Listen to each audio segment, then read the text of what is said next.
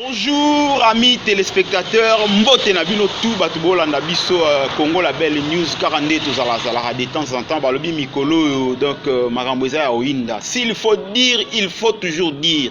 Tant que nous vivons dans ce pays, tant qu'il y a toujours des problèmes, nous et vous, mesdames et messieurs, il faut toujours dire quelque chose quand il y a à dire. Alors, mesdames et messieurs, comprenez que lelo tito zoloba ezai ya koinda parce que balobi ba député national ba sangani po population ba bima pona mokonzi numéro 1 ya Congo central, le gouverneur Atouma Toubouana Atambola a démissionné parce que ils a déjà makambo DJ banda kala par rapport à Assemblée nationale, par rapport à Assemblée provinciale, excusez-moi, par rapport à gouverneur et tout ça. Alors cette polémique jusque-là, à quand et Koko Manasuka.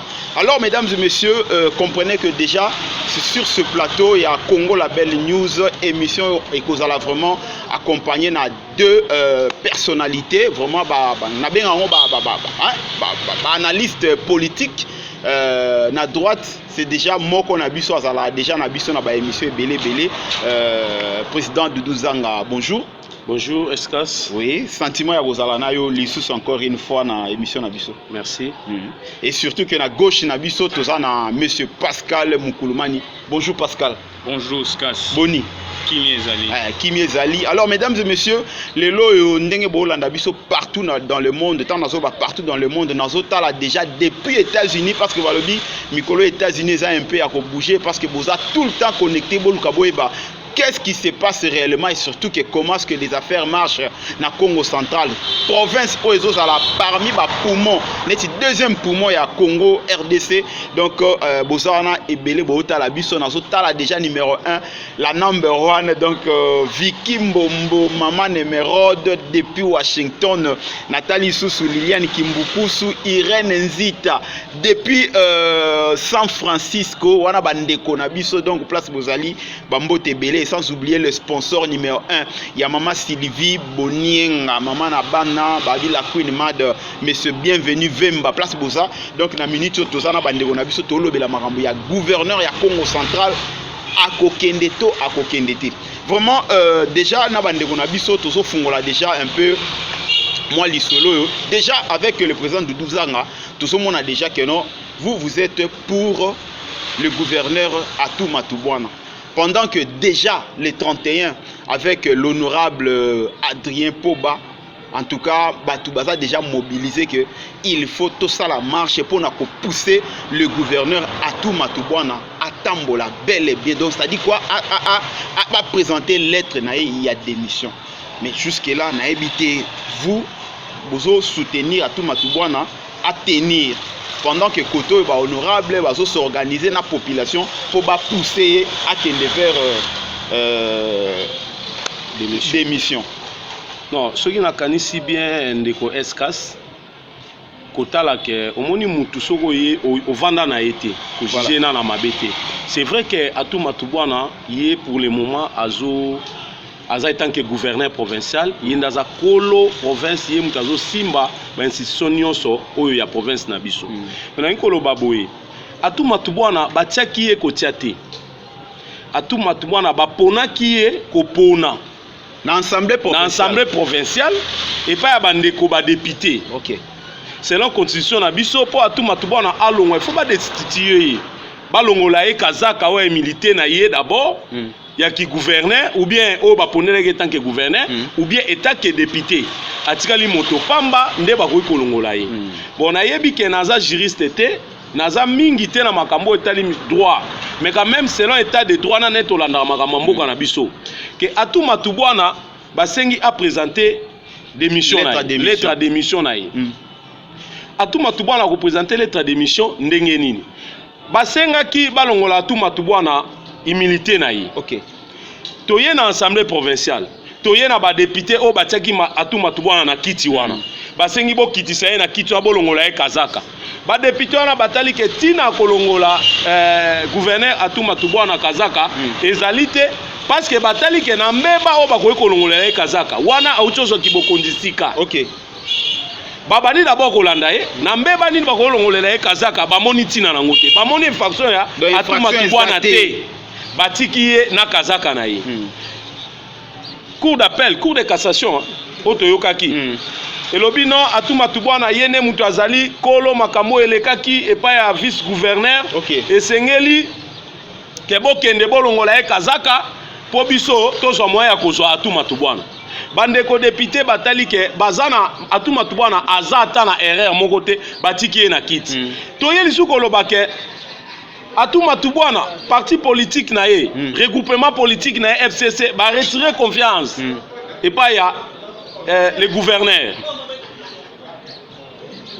ba retirer confiance babandi ko menacer ke atuma tubwana atika kiti bokonzi mais atuma tubwana lobi ke ngai na postulaki etant que indépendant a postulaki na FCCT a postulaki na IDPST na PPRDT etant que indépendant azwaki bokonzi na ye na lolenge nyonso etant que gouverneur soki to banda Holanda banda makambu ebandaki na ngai na tuna motuna mama Mimi oya lumemela so ba problème na province ya Congo central bakangaki ye basambisi ye bisika nini alobi ke atuma tubwana yende mutu atindaki tomoni place moko te parce tozomona kutu ba procès ya makasi ya ndeko Vital Kamerhe bazolakisa ngo na TV o bakangi policier o bakangi directeur ya ANR tomoni place moko te balobi ke en tout cas biso mutu atindaki biso atu matubwana soki obani kolanda makambo nyonso nazo expliquer eza ke balingi nde kokosela kolomboka mwana mboka diso balingi kokosela mwana mboka atuma tubwana nkuluki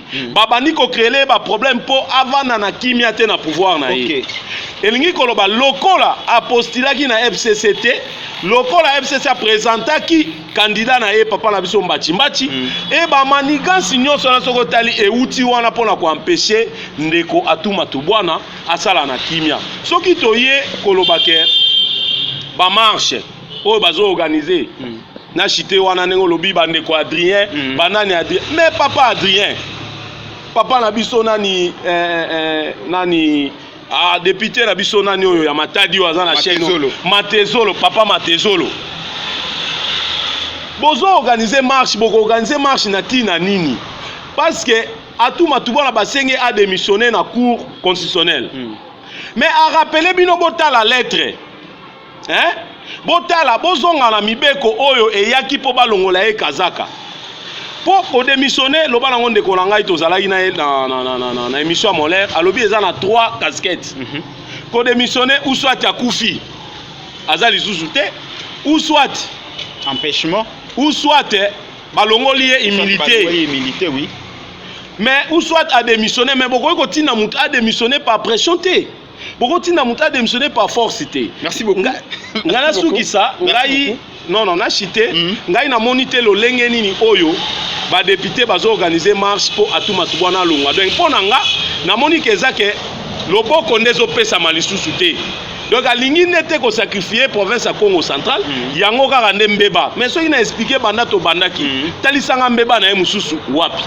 Merci beaucoup wana vraiment bouti kolanda ndeko na biso président Doudou Zanga na lobaka ye aza vraiment molobeli ya bato belé il est président des présidents parce que azo kamba vraiment ba structure vraiment ebelé parce que ba œuvre eza vraiment partout na kati ya ville portuaire à Boma pourquoi pas dans Congo central mobimba alors on l'exa un peu micro et pas ndeko na ngai Pascal Mukulumani tant que tozolo mona que non atuma tubwana il faut akende pendant que les loyaux, tout le monde honorable Adrien Pogba, azoleka partout dans la chaîne, que nous mobiliser tout Congo, tout le Congo, à se mobiliser tout tambola pour à tout matubwana akende.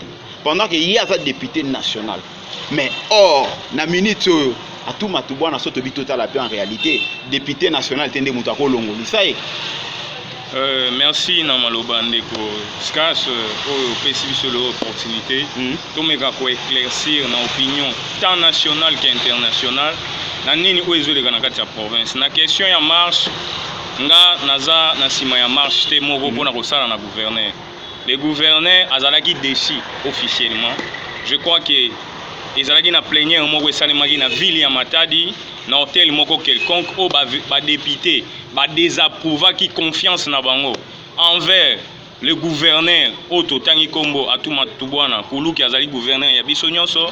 Mais le problème de quoi ko épinglé il y a problème ba député ba refusaka ko libérer la justice parce que na moment il y avait des délits graves na amour ya banekongo batalaki non toko sacrifier ndeko na biso te parce que bayebaki te nini ebombami na demande ya cour ya cassation yango balukaki protection ya ndeko maintenant oyo ya kotala destitution na ye esalemaki officiellement soki lelo pression ezoya ndeko azoloba ke Atuma Tubwana atikala kozala candidat ya FCCT l'indépendant quand on parle de député to candidat indépendant azanani azali candidat du peuple mais soki tozongi na liste électorale na etango aleki député national pe provincial azalaki na couleur mo quelconque azalaki candidat ya parti moko quelconque parti yango ezalaki bel et bien PPRD. Le PPRD ezali l'une de parties où ezana kati ya FCC. Le FCC bazalaki ba fouté ya ko réclamer que biso to longoli confiance parce que ba monaki ke a déshonorer ki bango par rapport ya ba charte na bango par rapport na yebi makambo na bango ya kati kuna te. Maintenant o tozolobela lelo pona ndeko Atuma Tubwana o azali gouverneur nanga ya ndeko Dudu ya yo ya biso banso ezake soki vraiment azana amour ya province oyo nga ba marche na zana ngo David te mais alinga province na ye nande ko abatami na Kinshasa batika province abatami na Kinshasa c'est-à-dire le président na gobomba te il faut éclaircir opinion ezali président et assemblée provinciale le professeur Matousila ba libérer province eza bloqué province ezo bouger te mais à peine bango bazo récupérer maboko bazo récupérer misala ya province pour ezala un peu bouger na sûr il faut passer au bango au moins 2 ou 3 ans parce que ça bango 2 ou 3 ans bango bazo ma solo et surtout que makambo ba nous problématique banani ba créer yango kaka bango te. Et alors pour un problème on a pendant que ba député provincial ba bombaki bango lelo ba député provincial ba ngiba sans bango. Mais c'est ça le mal de Nekongo alobaka oui na tongo alobaka non na pourquoi c'est ça le mal c'est pourquoi province est bloquée car on a des personnes encore loba mais na sima ya personnalité il y a aussi des caciques non les caciques entre autres ba députés provinciaux bango pe bazotia province na trouble pour un intérêt personnel. Or on ne peut pas faire la politique pour se servir faut tout ça la politique pour te servir population. C'est maintenant la population Nekongo est en train de souffrir. Tout a bloqué. Il n'y a même pas un budget qui a été voté dans l'année 2020. La province est là. Merci beaucoup. Président Doudou, par rapport à bloqué sur la province, vous êtes d'accord? Mais non, on a mettre fois de façon individuelle quand même mon frère. Ce qui n'est que Matousila, arrive à Kinshasa 10 mois. Il y a un problème à tout wapi. Est-ce qu'il y a tout fois kangaye? A tout fois bengaye un papa logo la président Matousila ba ben na na sima. Yaka musala na Congo central. Mais président, au moins province mais il y a un tozolo ba tozotala sikoyo. Tozui assemblée provinciale. Tozui gouvernorat, tozui président assemblée provinciale, tozui gouverneur. Bango mi balé sengeli batambo la place moko ba voter mibeko pour que province na Congo central et que neli liboso. Mais total voilà, na lobaki yango ndeko na ngai Pascal Auti koloba wake. Basala ki défiance moko bakendaki ba déloger assemblée provinciale. Oui na constitution ils ont reconnaître yango. Ba déloger bakenango na hôtel na ye. Donc, l'Assemblée provinciale est comme un hôtel. Comme il y a président Matousila a délogé l'Assemblée à quel moment on a et président Matousila a quel moment Kisasa avant d'anaye kuna. Ça fait 8 mois que l'Assemblée provinciale a dit que la vérification na zotu na même ba soda ou bazalaka babi ba mona ka Matousila na misu na été. Mais ko kakabo kuluki aleki. Oko kakabo roi Nekongo aleki. Oko kakabo Atuma Tubwana ye wana peuple azobele la population azolinga azosepela na ye. Population azolinga pendant que na minute tozana na uti wana ba image ezali wana baza bato ba manipuler. Oyo bobongami place moko ba eba filmer bino ba pe bino ba mbongo bobani ko réclamer mais oyo naturel ezake tangu Dudu Nzanga azoleka babeleli kuluki azoleka babeleli ye wana nde population alingi toyi komona ndeko na biso atolandaki na babosolo na politique tolandaki na Kinshasa bazoloba ke tangu Joseph Kabila aleki babongisi un groupe de gens po babela soit disant ba pesa ki bango mbongo. Mais tant vous fatia ko ba soit disant mais oui, yango na zo tant vous fatia zo le ka babele soit disant ba pesa ki mbongo. Babele lié Fati beton. Mais yango na zo babele Fati beton to landaka papa. Tozo tala ba chaîne nyonso ya Kisasa na boso na poti bazo lo ba nyonso. Alors tozwa pouvoir naturel te. Tout comme ça, on a pouvoir moko fabriquer. Pouvoir il y a à tout, et ça pouvoir moko naturel. Et ça pouvoir moko bakoko. Il y a ça les coups d'état. À ça les locaux moko a postulé à lui pouvoir normalement ba voter yé. To lingate to longola yé, ba longola pour na ba intérêt personnel. Na ko koloba. Ngana yebi. Makambo beleza na Congo central to ko ça la ba marche minene. Oh, mais chef de l'État vend tellement que oui, il faut résoudre des problèmes. On est ça le problème à tout temps. Tout ça, le problème, il y a pétrole. Tout ça, le problème, pont, mon frère, pont Nabiso, pont Marshall. Est-ce que le pont Marshall est côte à rater dans la province Nabiso? Tout ça, la papier, tout ça, il y a tout ça, la marche, Totika, Koina, Moana, Mboka, Tumatubana, Azande, Konabiso. S'il vous plaît, tout ça, on attend. Tout ça, on attend. Tout ça, sous-nani, pour tout ça, tout ça, on attend. Tout ça, on attend. En tout cas, vous avez atteint au développer vraiment, encore une fois, Mbote Belé, place aux Ali, Vicky Mbombo, Maman Emeraude, bienvenue Vemba depuis États-Unis, Landry Mabashi, donc Masolo, donc quand tout ça évolué, Pascal, Pascal, tout ce monde a que non, s'il faut batumi balé ou anabakende, il faut d'abord normalement, il fallait qu'il moko yazanakin, alongwakuna aya awa. Na Congo central, ba vanda to lugato ba qu'est-ce qui se passe quand ça ne tient pas de bengani bango. Au monde a que non quelque part, nzela vers dialogue ou eza na nga possible. Nzela vers dialogue, d'abord toza ba kela muyanzambe ko solola ezali force mais na minute oyo nakoki kofungola brèche parce que ndeko aza na posa to sanza main noire eza na sima kambo province. Main noire. Oui, il y a une main noire na Congo, c'est-à-dire parce que c'est Kinshasa mutu eza na cause ya makambo ministère intérieur il faut ils ont force nango parce que yango ne ministère de tutelle il faut ils ont décision pour na mbo province. Baneko ngoto la muka. Est-ce que le ministère intérieur a obligé kakata erreur moko eza il y a une flagrance. Le ministère intérieur a zomo na problème au côté tolérance mon frère, tolérance to solo là. Il faut tout éclaircir opinion nationale et internationale. Koki ko vivre na ba mensonge te. Voilà. Les gouverneurs azali na patron na e o azali ministre intérieur. Voilà. Ezalaki etalamaki na miso ya moto nyonso ke na Congo central buzoba esalemaki na sima ya buzoba wana ata biso moko tozala na pideur mokongo azali moto aluzitu atako bato lelo bakomosa ele ba réunion nga naza na sima bato wana te mpona okopie kosoutenir bango te baza ba opportuniste bango tu baza na baintérêt caché mais nga nazotala dénominateur commun yesiko biso tozali c'est le Congo central.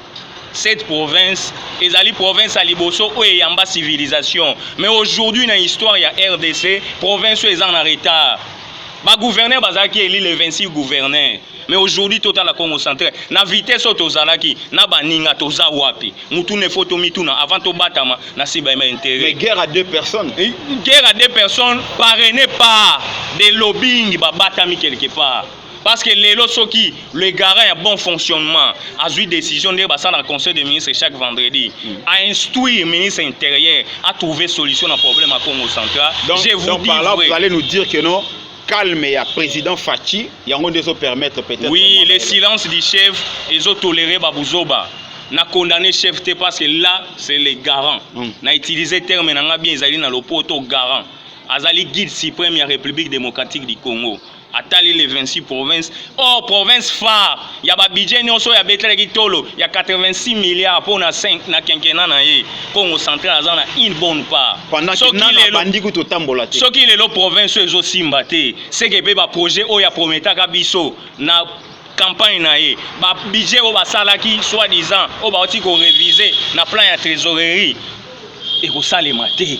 Congo tourner parce que Congo central a les plaques tournantes bazwa décision basunga biso peuple biso neto souffrir bango baza bien matusi la kosa la 12 ans na Kinshasa mais maintenant la vie à province président fois zwa décision juge naturel ya gouverneur ezali cour à cassation juge naturel ya matusi la ezaka cour à cassation. Merci beaucoup président. Il faut avoir décision sur ce point.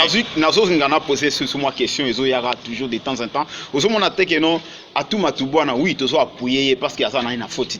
Mais tant qu'il y a toujours des guerres d'esprit entre yé na président ya assemblée provinciale oh il a préféré qu'on va amener na kini tant qu'il y a so vanda kune ke matuma tu vanda ya vanda zo zelaka ke non il faut dialoguer zalaka to mesana koyokana au moins quel to meka un peu koyokana au moins que non population tout continuer sous se fondre kana kati ya libulu po bango bavandi bazozela ti dialogue ezala oyo azoboya dialogue azolinga oyo akende siko biso tovandi totalaka bango ti dialogue jour nini ezala nga na comprendre na sepeli na ndeko Pascal alobi de main noire na se ya makambo nyonso tozoloba soki tolobi ke main noire na sepeli makasi c'est que main noire wana eza kote ya Matusila parce que ndeko atuma tubwana alobi toya na dialogue papa dialogue eza autorisé non na constitution na biso toya na dialogue muto afongoli maboko na oya boyi koya akainga maboko nani azana ba problème eza clair papa atu azana mabena azana malamu na ye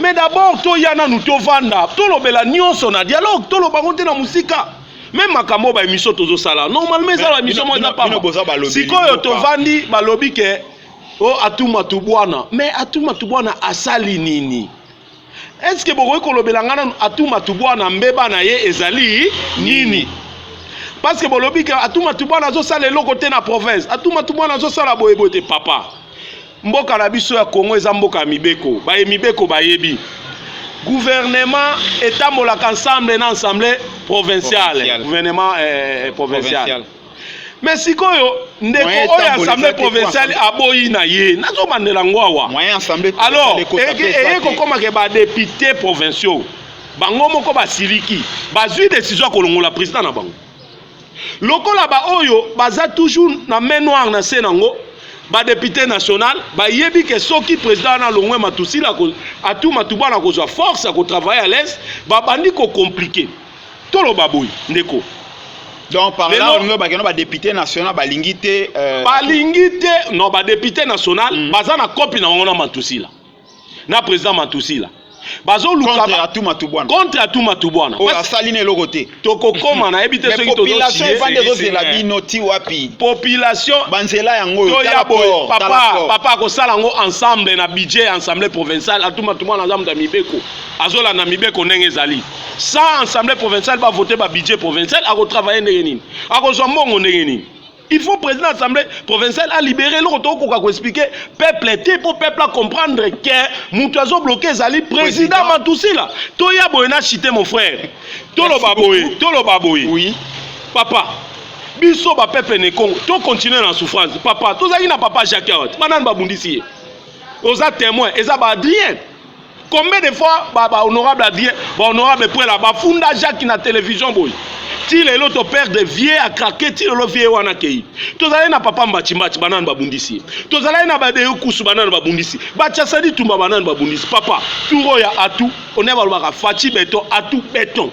Donc babundisi ba comité na niveau souka, atozo bougete et comme ce qu'on a ba marche de pression et qu'on va faire pousser chef de l'État à agir, va faire pousser ministre à intérêt à agir ou bien pousser à tout à démissionner. Non mon frère, to battre la Congo centrale ne parce que lobby que Congo centrale ezali province ya Motuya, to ça la ba valeur rebelle. Ngana zo tambole pas ba notable na Congo centrale. Bazo bete la ma solo valeur à Congo centrale Zimbabwe et pas tout Matusila mon frère. To pe mamwa muke, to so pe mamwa muke. Non, to ça la clair. Moi vraiment que non débat est vraiment musclé donc vraiment ba mbote encore une fois na bino tout bola na biso ensemble depuis partout dans le monde balobi na continue toujours beta c'était Vicky Mbombo maman Emerald depuis Washington balobi émission yango kande zalazalaka Congo central ils ont besoin et avancer mais moi muke tozo pema donc to mela un peu moi so ipotala ka ba bibi tumbea makasi parce que Bébé à tous à la macasse, Otumoli bébé à tous à la macasse, Otumoli bébé à tous à la macasse, Otumoli bébé à tous à la macasse, Otumoli bébé à tous à la macasse, Otumoli bébé à tous à la macasse, Otumoli bébé à tous à la macasse, Otumoli bébé à tous à la macasse, Otumoli bébé.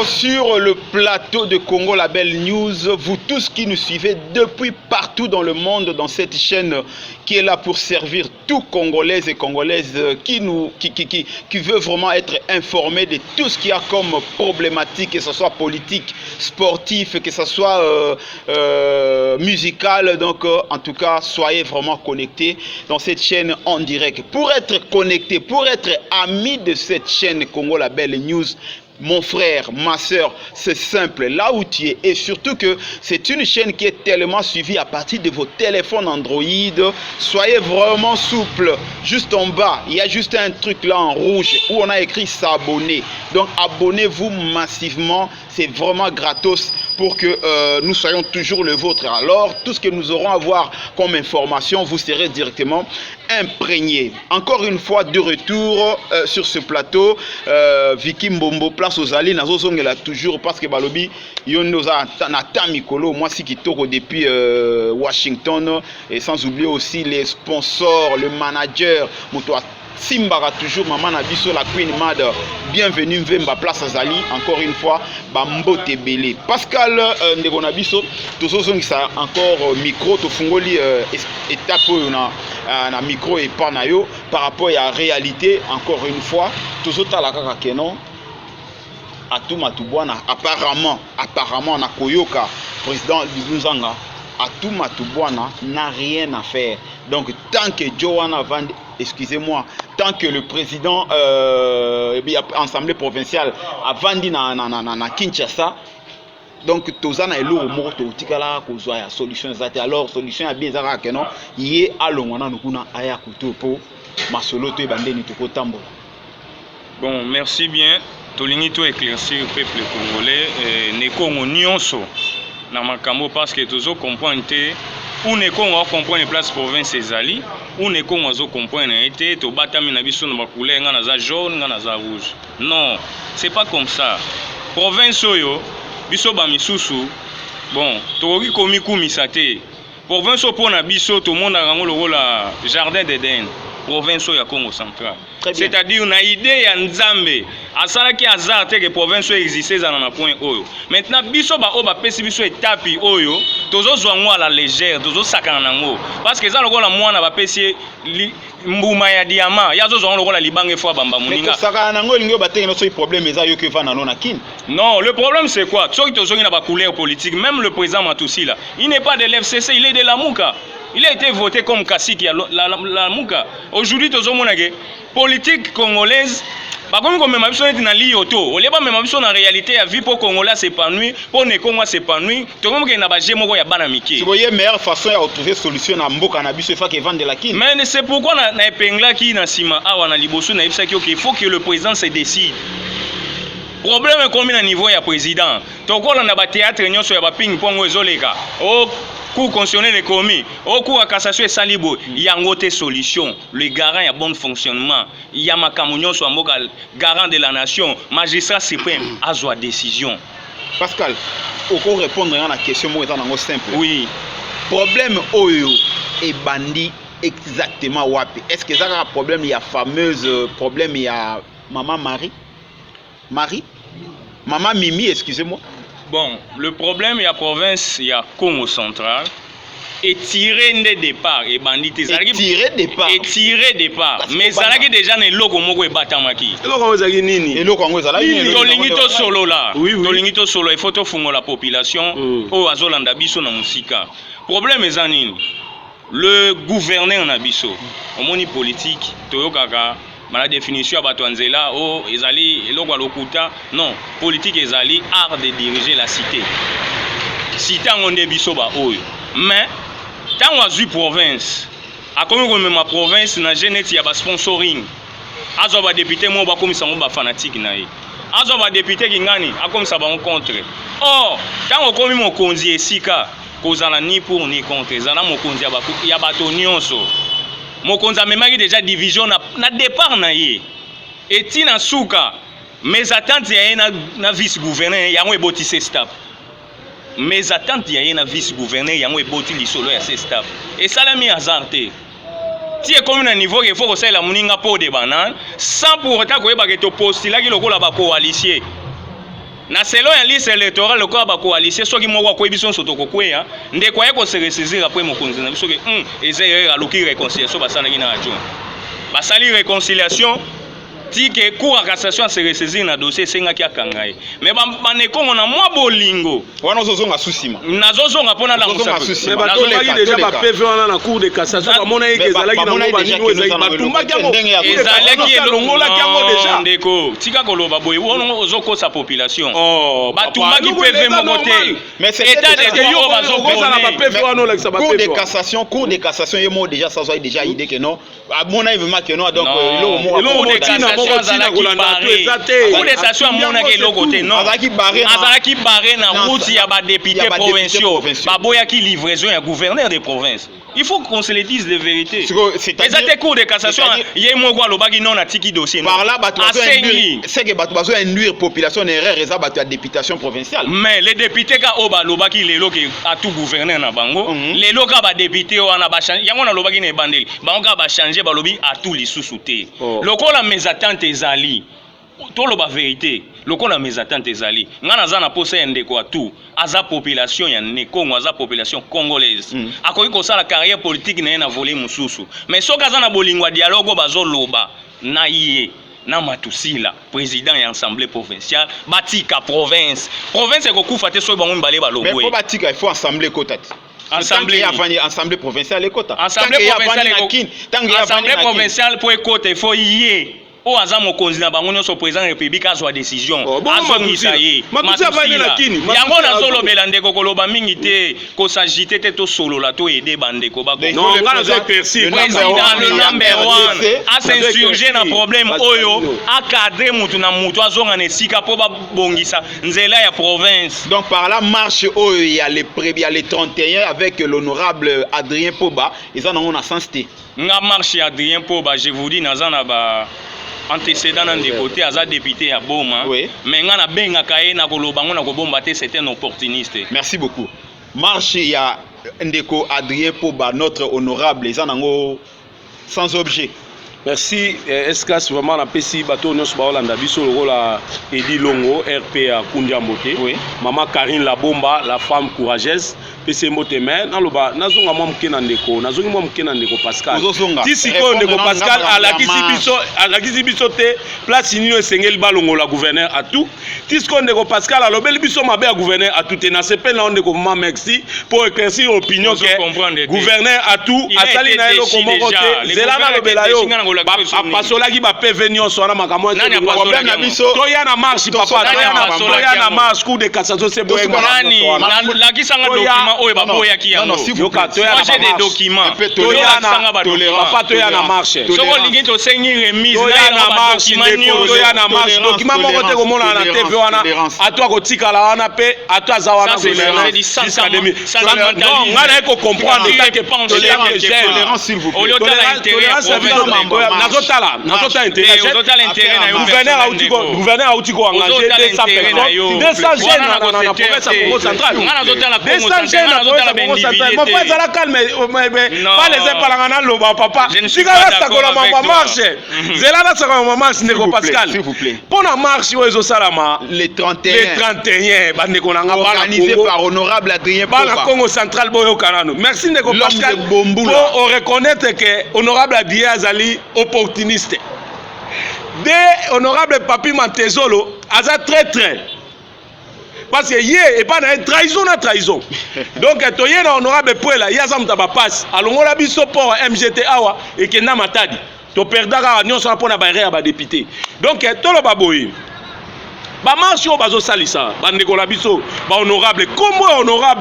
honorable député vraiment ozawana po bundela intérêt national au bundela mibeko na mboka to voter mibeko pona peuple ozana te un député ko organiser ba marche te za na niveau na yo te wala biloko biso ba président tozo mais oui parce que yo kana bela yo député bundela d'abord ba intérêt à nation tango bandi ko organiser ba marche pour na ba intérêt moko personnel ba marche on eza marche moko ba marche primaire il rectifie ce qu'il vient de dire na kolongola ngote s'il vous plaît na ko retirer ngote un député a organisé marche tendeni na lobby député national tango on remarqué que non place organiser marche yoka organiser marche soko ozana ba preuve moko ba mbeba ndeko nanga Pascal atalisinga mbeba moko ya atute tito banina yo ndeko nanga Pascal mbosikoyo parce que même mbeba on ndeko nanga Pascal akotalisanga et qu'on s'appelle même mbeba ndeko dire mais na ebike émission comme na suka na expliquer na marche mke pour la jeunesse balanda pardon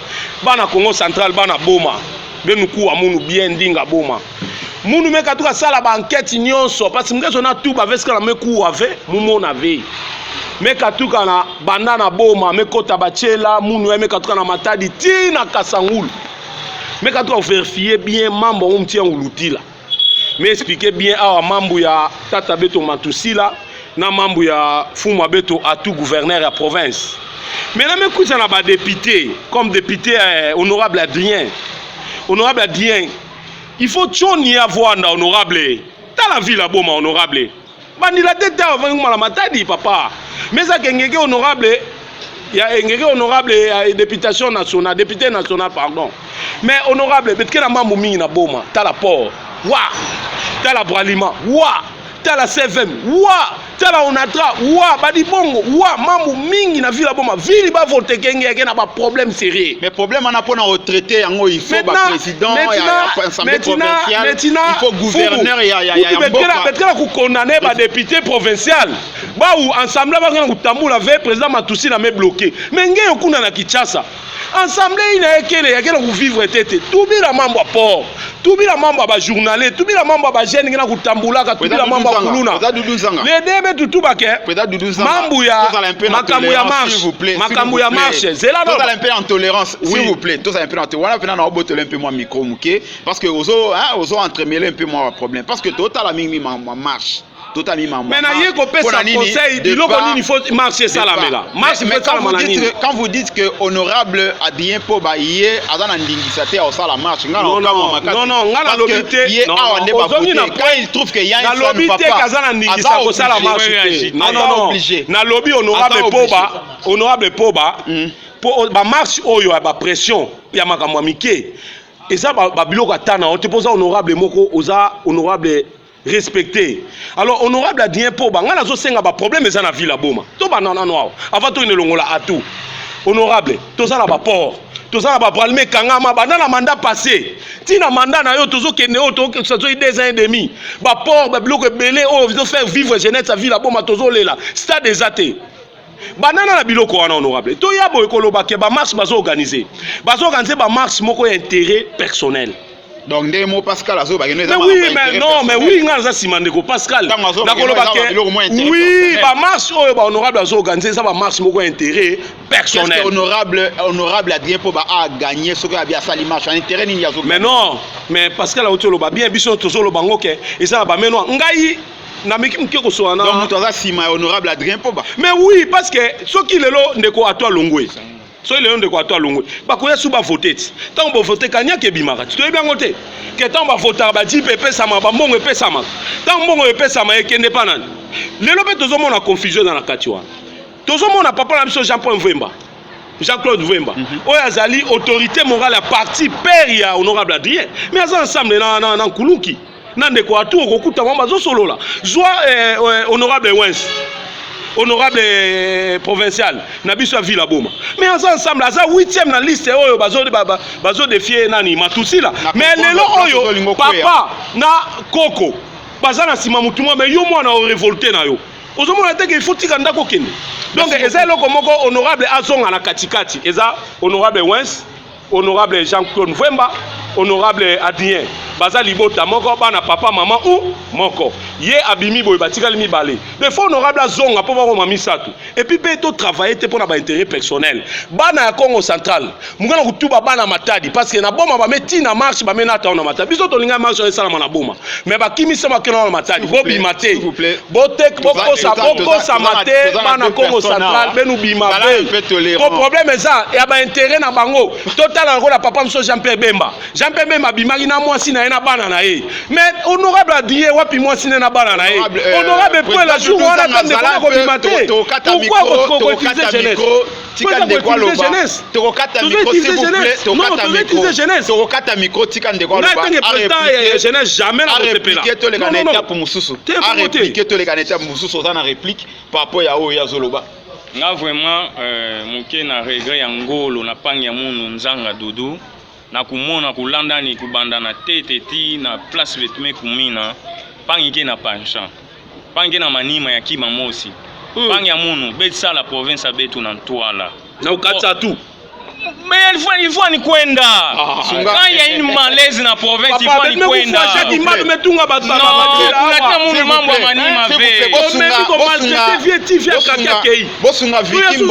bosunga Viki Mbombo ye ayebi lingala ayebi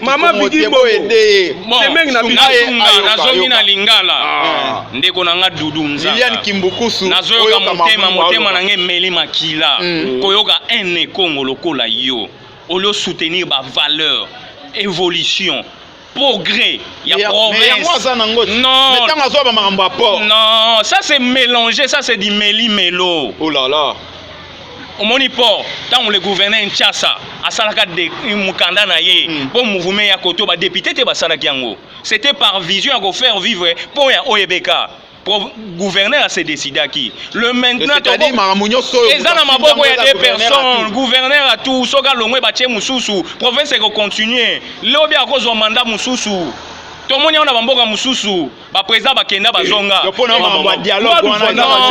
n'est plus le temps le province est en train de reculer tous zonga sima bazebele azali éternel on s'entraîne à tout matubon azali gouverneur yambo ezalaki na ba maman nzuzi yambo moté awa tozalaki na ba papa Tchassa Ditumba awa te bafuka unzola bazalaki te ba on se fait ba bengani bango non to solo landeko méritocratie ce n'est pas seulement mokonzi atunda zo mériter azala gouverneur éternel ya province mais Azaeli mon frère Azaeli mandana na no Mbachimbacha pe azalaki eli la eti na suka papa Mbachimbacha pe azalaki eli ndeko pesa na maloba si ba mandala ba pesa ngai maloba ko défendre te parce que ba ko pesa prime quelque part mais défendre pour lobby province évoluer kotenga na zone de pas ya jeunesse en tout cas la population ndeko alobi ebele tikanga ina loba nalingi mama Mbombo ayoka biso nalingi mama Sylvia ayoka biso nalingi bandeko nyonso ba comprendre biso province kotambola boyete na basentima ya bato boyete s'il vous plaît ndeko sala nga pasi non ndeko tikanga bakseloko asuka apesanga tolérance na fungola apesa nga 2 minutes na sengi na yo pesa nga 2 minutes après il pas 2 minutes non wana tozala alienga ba minutes ebele alienga ba minutes ebele pesa nga 2 minutes na explicité le problème aujourd'hui à province à Congo central nangi nazongisa mu Congo na réflexion ezali eloko na komema mu Congo nyonso akende kolala nango omoni bandeko na biso bazana oto bengaka place bitumbe bimaka kuna eso yebaka ne Kongo azalaka président ya ba député nyonso ne Kongo maza numéro 1 bachaki wana poni po balukaki muswahili bachaki wana mais batalaki méritocratie a mérité asali bolamu bachaki wana papa na biso konde vilaki kana bandeko bazana na dinalo na boma aza na famille monene awa abotami a uti na mayombe metan wasali musalo enzo moni sama ata boyi ko postuler basengaka ye papa cha biso mo to ko voter to monaki je koko mulumba na prison ba votaki ye parce que ndeko atunde ngazaboe akanisa te katikali libela ke soki balongoli asuki non andi mananu pona ko sauver province na ye na ndeko matusila ngana zate kaka po ya longwa bango mibale ba libérer province et se développer bango mibale nga nazota l'intérêt ya province nazota l'intérêt ya batute soki bango mibale balongwe batie bato asika na baerero esalemi baoyo bakoya kosala esu erero te parce que ezalaki soni ya province bayokisi kimbangu soni bayokisi koko na nga kasavubu soni. Merci beaucoup bandeko na biso balandi en tout cas soki bozo mona biso place tovandi awa eza place moro donc ya kitoko makasi bopesa grand merci na oyo aza numéro 1 le number 1 le patron ya espace Malibu HK IGK bandeko na ngai place ozali mais c'est Woke Donc ça fait du bien. Donc c'est cet endroit où babi ba kinois, ba expatrié tout, tout. Au ba uta libanda ba jika, ba toko ba maman Sylvie Boninga. Donc la patronne na ebi ketango yozo kitana boma avec ba coopération na yo. Place mingi Rwanda l'examo ba tana yo za epande ko na biso HK IGK ba na espace Malibu. Grand bote na Irène Nzita.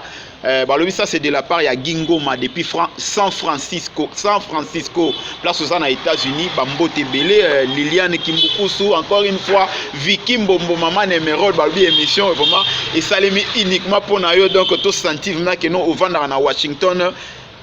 Quand des ala toujours et tout sanité depuis Kisangani. Ça c'est mon ami d'enfance Pichou Tenga Mendite. Je vois aussi Pichou Soleil. En tout cas Bambote Belé. Ça c'est votre émission de temps en temps. Na moni vraiment to comme vraiment presque na suka. Na ko kata émission boete mututu aza toujours na moi liloba nae par rapport à évolution ya province. Président Doudou Nzanga na so peso 1 minute. Oh, 2 minutes yo. Parce que l'oba déjà 2 minutes demi. Il y a 2 minutes. Wana ezalaki, wana sko to 2 minutes non. Na so 2 minutes bongo clôturer na biso ndeko. C'est ça. Président Doudou Nzanga minute déjà to sto l'équipe par rapport à la net injustice. Moi injustice c'est ça. Maman c'est ça té. Maman Mbombo yo montala. Injustice c'est ça té. Ça va ça 1 minute pour le baliloba. Na bongisa moi mke côté ya ndeko Pascal.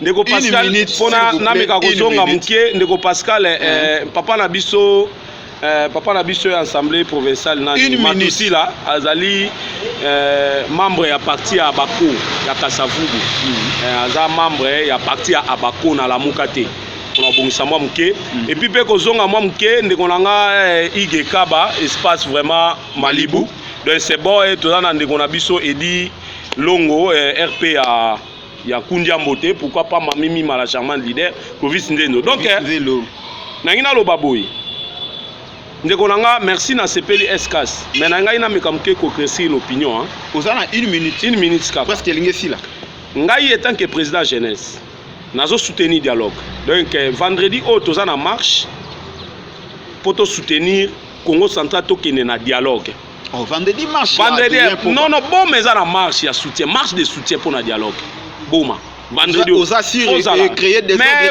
créer la marche de soutien point de départ na biso en kondo point de chute na biso za mairie bana no so la boma baza d'accord ba se sensibiliser pour na marche wana donc OK alors na ngina expliquer moi mke tina nini oyo peuple ne Congo toujours comprendre c'est normal il faut to continuer ko banda ko loba ko leka ko faire comprendre peuple ne Congo ba marche no so bazo bongisa na ba intérêt personnel ils ont ba intérêt parce que bamsu balinga ki te ba tia basi na bango na gouvernorat bamsu balinga te ba tia bande ko na ba comme ministre provinciaux bamsu balinga ba tia bande ko na ba DGRKCT yango wana nde ba ko bundisa gouverneur ngana meka ko vérifier le lot gouverneur a engagé 200 jeunes na province à Congo central je pense aux informés et bandi na Kasangula Mwanda ba jeune ba koti nga intérêt na ngeza soki jeunesse azo se retrouver alors to mekana kotala te que gouverneur a tout aza mabe to vana na gouverneur a tout na dialogue to loba makamno so na dialogue hein président Matusi là honorable Adrien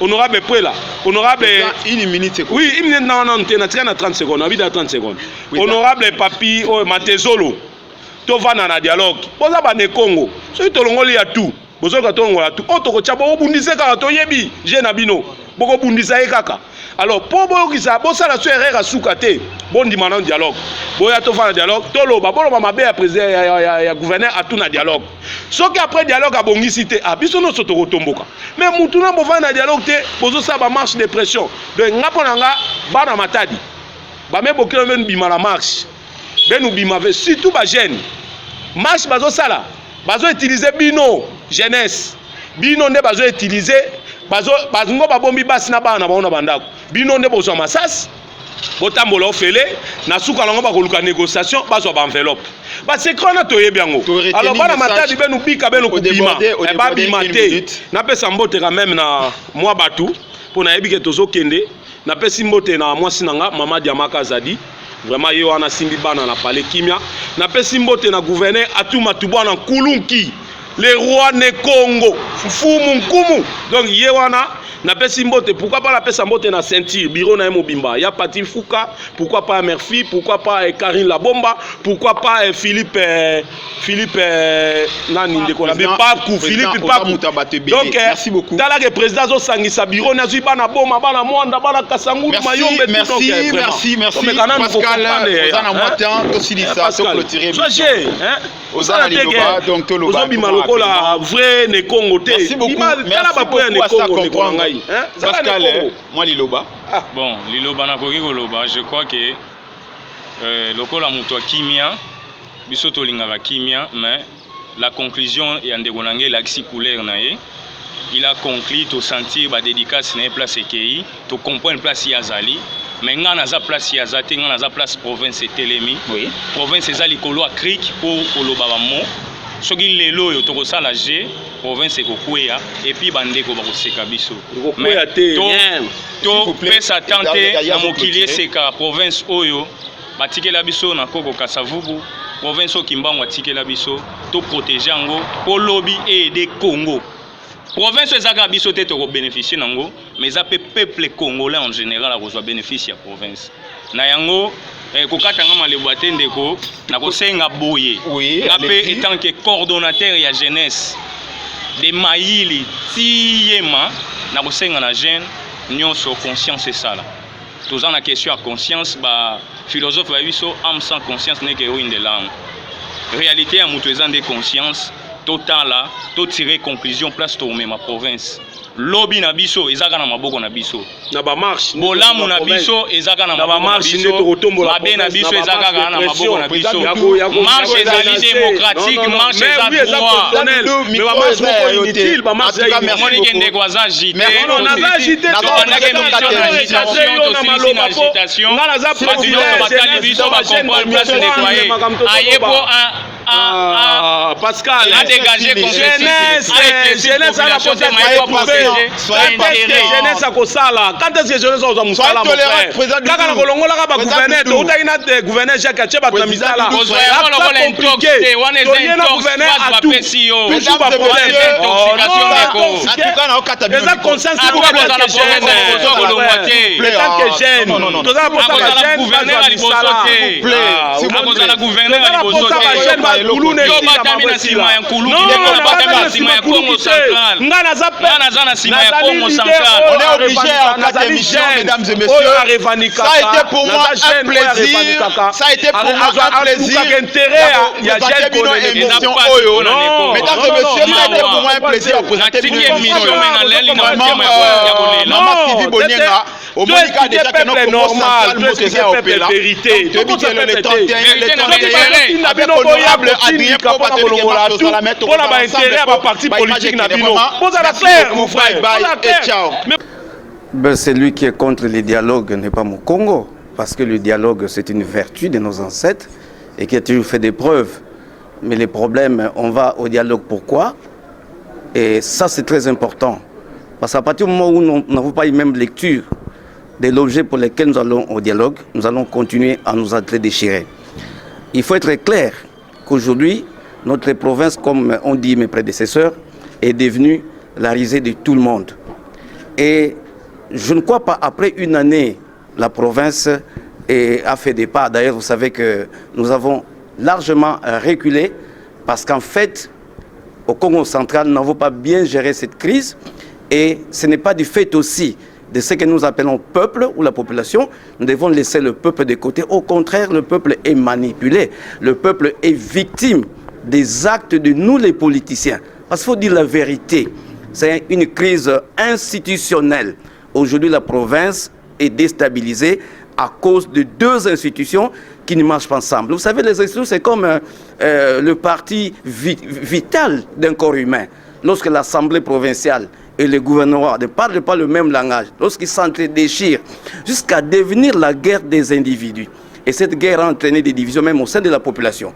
Les gens se trompent, ils croient que quand par exemple nous venons à Matadi, nous venons soutenir le gouverneur Atou forcément. Ou quand nous irons chez Matousila, c'est pour soutenir le président Matousila. Parce qu'effectivement, beaucoup de gens sont tombés dans ces pièges de croire qu'il suffit qu'Atou parte, il suffit que Matoussi parte pour que la province commence à décoller. C'est faux. Nous avons des problèmes, des fonds que nous devons résoudre. Il faudrait aujourd'hui que le peuple comprenne que notre province doit décoller à partir d'une stabilité au niveau de la province, à partir des autorités, des députés provinciaux, des députés nationaux qui dépendent du peuple, qui ont le pouvoir du peuple, mais pas des gens qui sont manipulables à souhait. Et aussi, il nous faut dénoncer l'influence de Kinshasa. Nous devons le dire. Regardez tout ce qui a eu comme qui n'est pas fatigué de ce qu'on pourrait appeler série télévisée du Congo central. C'est devenu une série télévisée avec des épisodes. Suivez un peu la saga judiciaire. Suivez toutes les démarches. Et la dernière sortie, la date, là, ce qu'on appelle l'arrêt de la Cour constitutionnelle. On a même donné l'impression que le gouverneur Atou est plus puissant que la justice. Non, mais ce n'est pas vrai, parce que les gens ont parlé avec des sentiments. Donc aujourd'hui, le gouverneur Atou n'est pas plus puissant que la Cour constitutionnelle. Il n'est pas plus puissant que le président de la République, qui connaît tout, qui s'informe, mais surtout qui sait tout ce qui se passe au Congo central, et qui depuis longtemps, ce n'est pas aujourd'hui, c'est depuis longtemps que le président lui-même, ayant compris la situation, nous a demandé à nous, peuple Congo, de nous mettre ensemble pour dialoguer. Parce qu'il connaît, pour avoir étudié au Congo central, le président, c'est qu'il connaît la vertu du dialogue. Donc s'il y avait des problèmes, un problème seulement politique ou judiciaire, je crois que le problème serait fini. Donc on a compris qu'il n'y a presque rien, mais c'est nous-mêmes qui nous tirons de balles dans le pied. Vous allez aussi constater que nous venons à 48 heures d'une marche que moi je ne saurais pas taire. Vous risquez de croire que nous sommes venus contrecarrer la marche.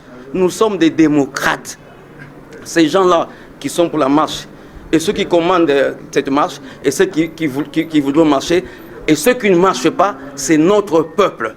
Nous sommes des députés, des élus, et dans tous nos territoires, tout le monde nous appartient. Personne n'a le monopole du peuple. Et donc cette marche-là, nous ne sommes pas venus pour la contrecarrer, il faut le dire, mais nous avons répondu à l'appel du gouverneur. Nous ne sommes pas venus, de nous-mêmes. Et comme on a déjà donné pour parti, vous savez, le gouverneur, pour certains, il est déjà parti. On lui a donné, il appartient à l'histoire. Mais non, c'est faux. Le gouverneur a encore la signature. Il engage la province. Il ne faut pas pourquoi, lorsqu'on nous appelle, nous députés, pour la province, on ne viendrait pas. Nous sommes venus parce qu'il engage encore la province. Avec lui, nous pouvons aussi échanger et résoudre des problèmes. Donc nous sommes venus nous appeler à un moment délicat quand même. À côté de la marche, ça donne l'impression que nous sommes venus, on n'est pas venus contrecarrer. Le peuple a le droit de marcher. Mais une marche qui répond à l'article 26 de la Constitution. C'est-à-dire qu'il faut respecter les règlements, la loi sur la marche. Mais quand c'est une marche, je vous dis, parce qu'il y a, je vous dis la vérité, cette marche est commandée par certains de nos collègues, mais il reste nos collègues, nos frères.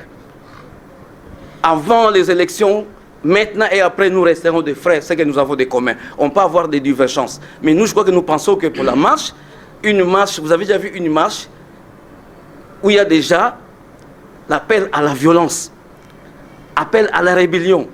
La marche doit être pacifique. Mais lorsqu'on dit qu'on viendra cadenasser le gouvernorat, mais le gouvernorat n'appartient pas à tout. Le gouvernorat, c'est le symbole même de la province. Je ne sais pas si ça va pris les marches qu'on a organisées qui sont allés cadenasser les bâtiments d'intelligence ou quoi. Je dis tout. Donc, et ça, ce sont des leaders politiques qui trompent le peuple pour dire que alors ces gens-là, ils veulent même alors aider la Cour constitutionnelle à appliquer l'arrêté. Où est-ce qu'on a déjà vu ça? Que pour appliquer un arrêté de la Cour constitutionnelle, un arrêt de la Cour constitutionnelle, on doit aller sceller je ne sais quoi. Donc c'est ce côté extrémiste, ce côté de la violence que nous condamnons. Parce que regardez, le Congo central, nous avons la malchance.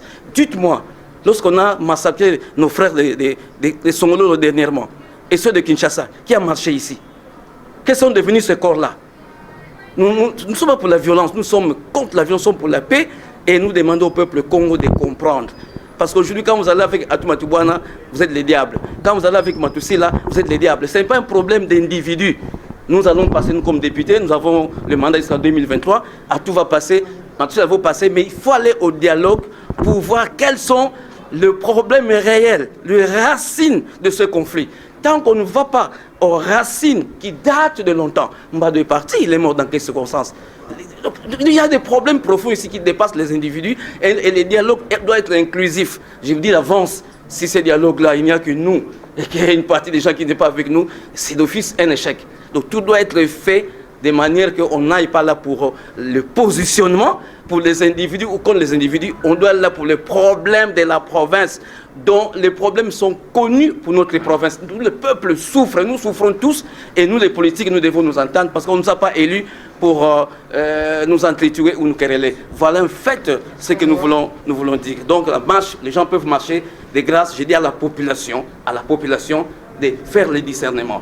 Hein, il ne doit pas être manipulé. Et la police, nous demandons que s'il y a marche, que la police soit professionnelle. Mais nous apprenons aussi, je viens d'apprendre moi, qu'à part cette marche-là, où ils veulent Opération Cadena, qu'il y a d'autres marches. Ah ben s'il y a d'autres marches les mêmes jours, d'office, moi je donne ma position. Qu'est-ce que cette ville-là, on va organiser plusieurs marches, les uns contre les autres? C'est l'affrontement. Je ne voudrais pas personnellement qu'il y ait une seule goutte de sang qui doit couler parce que des gens veulent se positionner. Ça, je dirais non. On a déjà des morts ici à Kisantu, on a des morts comme ça dont on ne connaît même pas les sorts. Et ces familles-là ne seront jamais récupérer leurs membres de famille. Nous sommes là pour la province. Et tout le monde de la province doit jouer sa partition pour qu'on aille de l'avant. Nous avons honte, nous les politiciens, parce que depuis une année, nous ne faisons que nous quereller. Et ce n'est pas pour ça que le peuple nous a mis là.